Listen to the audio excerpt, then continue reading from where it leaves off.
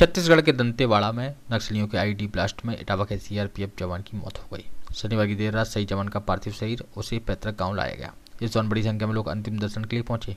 देर रात Etawah DM SSP समेत कई आलाधिकारी भी शहीद के घर पहुंचे। अधिकारियों ने परिजनों को सांत्वना दी। इटावा के बसरेहर इलाके के अंतर्गत किल्ली सुल्तानपुर गाँव के रहने वाले गिरीश बाबू उम्र 55 वर्ष छत्तीसगढ़ के दंतेवाड़ा में सीआरपीएफ में एएसआई पद पर तैनात थे। गिरीश बाबू के बेटे ने बताया कि हमें सूचना मिली थी कि 1 फरवरी को गिरीश रूटीन गश्त पर निकले थे, जो नक्सलियों के बचाए गए आईडी ब्लास्ट हो गया। इसकी चपेट में आने से पापा बुरी तरह जख्मी हो गए। शहीद गिरीश बाबू का अंतिम संस्कार उनके पैतृक गांव कली सुल्तानपुर में कराया गया, जिसमें इटावा डीएम अवनीश कुमार राय, एसएसपी संजय कुमार वर्मा समेत इटावा सांसद डॉक्टर राम संग कठेरिया भी मौजूद रहे। यहाँ पर आज आपके पिताजी शहीद हुए हैं, किस तरीके से, क्या नाम था उनका? मेरे पिताजी का नाम श्री गिरीश बाबू और आपका नाम क्या है? विपिन कुमार, और वो छत्तीसगढ़ में रायपुर में दंतेवाड़े में ड्यूटी चल रही थी उनकी। तो शाम को टाइम मैंने 7 बजे कॉल किया तो उनका फ़ोन स्विच ऑफ गया था। सुबह करीब 11:30 बजे घर से कॉल गई कि आपके पिताजी की गोली लगी है। तो गोली विस्फोट के बारे में कुछ बताया नहीं गया था मुझे। तो हम सुबह वहाँ से बाहर थे तो निकल आए यहाँ पर आने के बाद पता चला दिल्ली रायपुर भर्ती किया गया।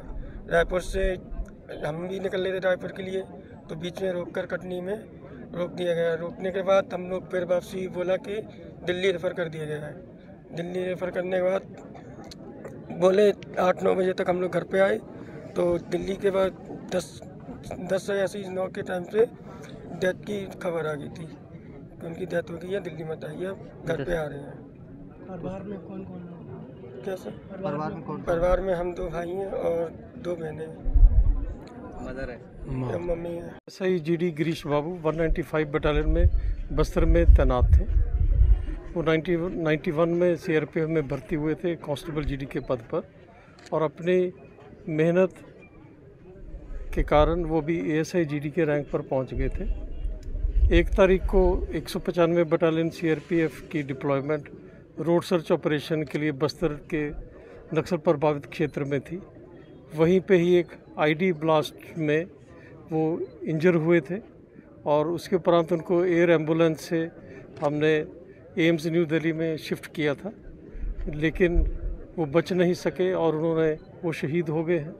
उन्होंने हमारे देश के लिए सर्वोच्चम बलिदान दिया है।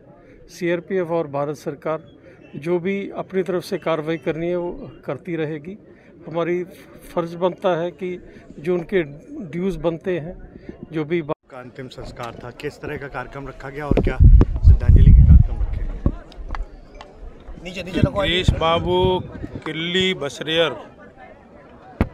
के निवासी जो सीआरपीएफ में तैनात थे, 2 दिन पहले दंतेवाड़ा में छत्तीसगढ़ में जो घटना घटित हुई है उसमें वो शहीद हुए हैं।